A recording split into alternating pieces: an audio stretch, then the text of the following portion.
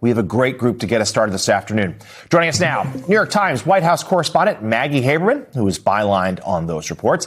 Maggie, of course, also co-author of the new book, Regime Change, Inside the Imperial Presidency of Donald Trump. It's a deserved bestseller. MS Now senior national security reporter David Rode, also with us, as well as senior advisor for the Lincoln Project and Mitt Romney's chief strategist for his 2012 presidential campaign, Stuart Stevens, and former senior executive in the counterterrorism division of the FBI, and MS Now national security and intelligence analyst Christopher O'Leary. Thanks again for everyone joining us this afternoon. Maggie, I will start with you. You had some blockbuster reporting in recent days about the rush to turn this Qatari jet, this gift. The gift itself raised so many questions from so many. Gift to President Trump. He wanted it as the new Air Force One in time for the nation's birthday a few weeks back. Take us behind the scenes, please, Maggie, about some of the corners that were perhaps cut and some of the security concerns that were then raised.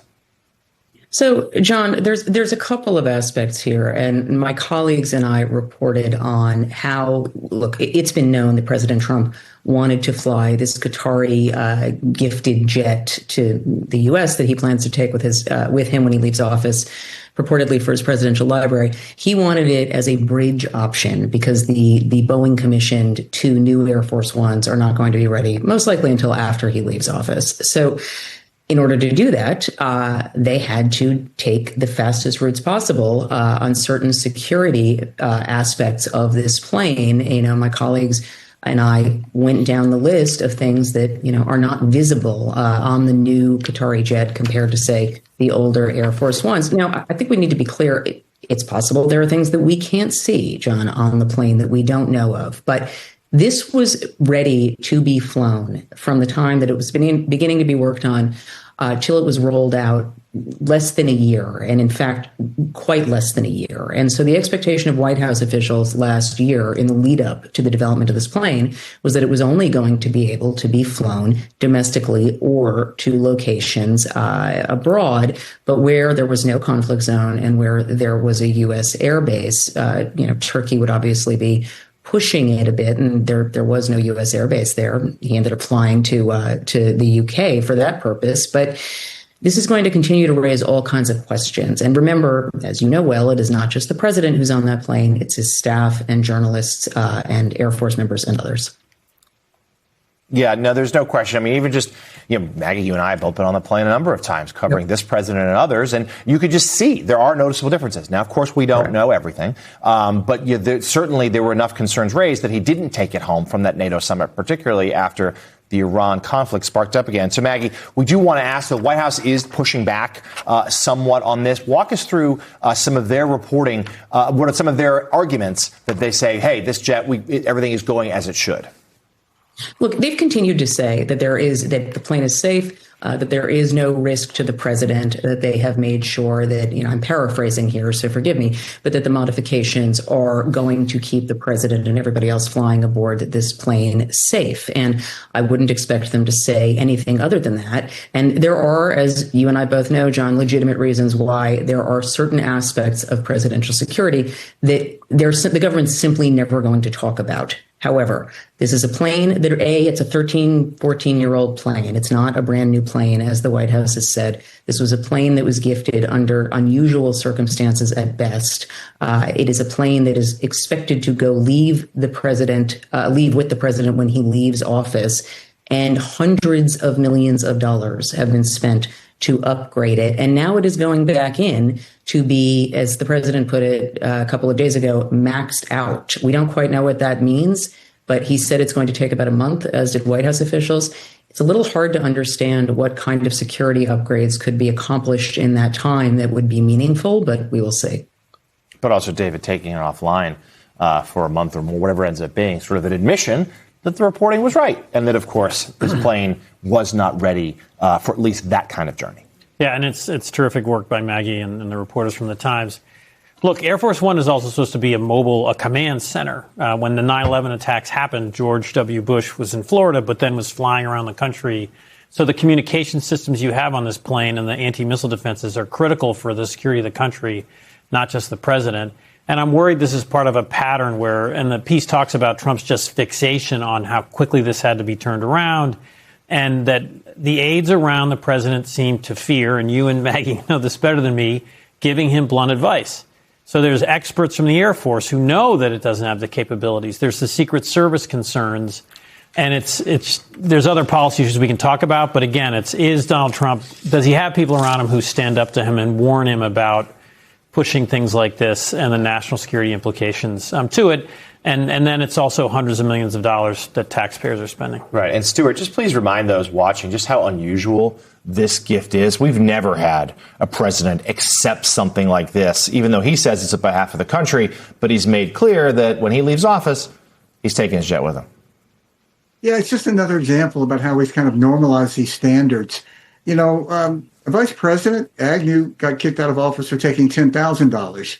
So this president is taking a very nice jet. And, you know, one of the things that I think just points to the hollowness of all this rhetoric from the White House is because there was an unfortunate incident at the White House Correspondents' Dinner, they tried to use that as an excuse why the White House had to be torn down, the East Wing. So it's sort of a weird, but this obsession with security, but not here. The president loves this plane. It's a very cool plane, and it's more comfortable, I bet, than the old Air Force One, so he wants to fly it. So, you know, it just is another example of the hypocrisy of the White House and why you really can't take anything that they say at face value. And if anything happened to Donald Trump, it would be catastrophic for the country.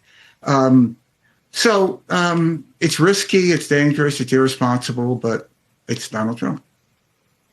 So, Maggie, of course, this comes as there is this new threat to the president. Iran has threatened his life before. We know President Trump keenly aware of that. That's sort of an animating factor for him at times. But that's part of the bind that he finds himself in. I wrote this week for The Atlantic. I know you have covered on this as well, that he finds himself in this situation with no good options. There was real consideration end of last week to dramatically escalate the war again. They backed off of it. Talk to us about why the president decided to do that and what could come next. So what could come next is the big question, John, and I read your piece. We at the Times also have done several versions of it. Jonathan Swan and I reported in our book about how Trump took the country to war and just how much he believed on a gut feeling this was going to go well and it was going to go quickly.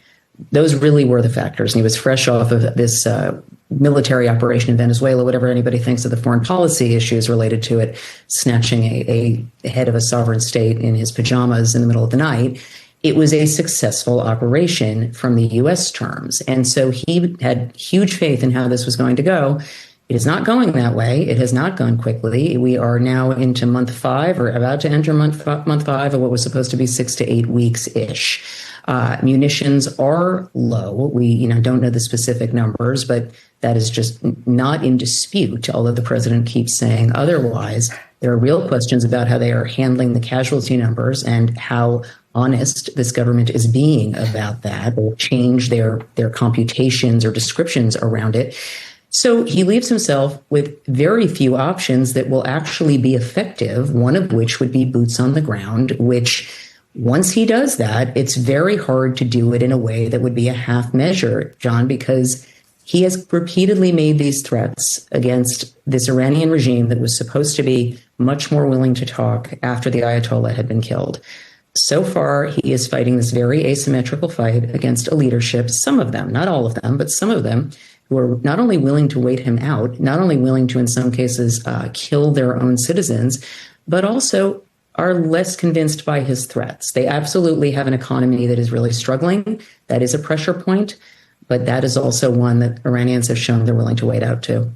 And Chris, to you now, if indeed this reporting is right by the Times, Journal, other places, that the U.S. is down significantly in terms of supplies of these interceptor missiles that could be used to defend our allies in the Gulf. What does that say to you right now about military preparedness and, frankly, the leadership of Secretary Hegseth at the Pentagon? Well, I think it's self-evident that Secretary Hegseth is out of his depth. He shouldn't be there.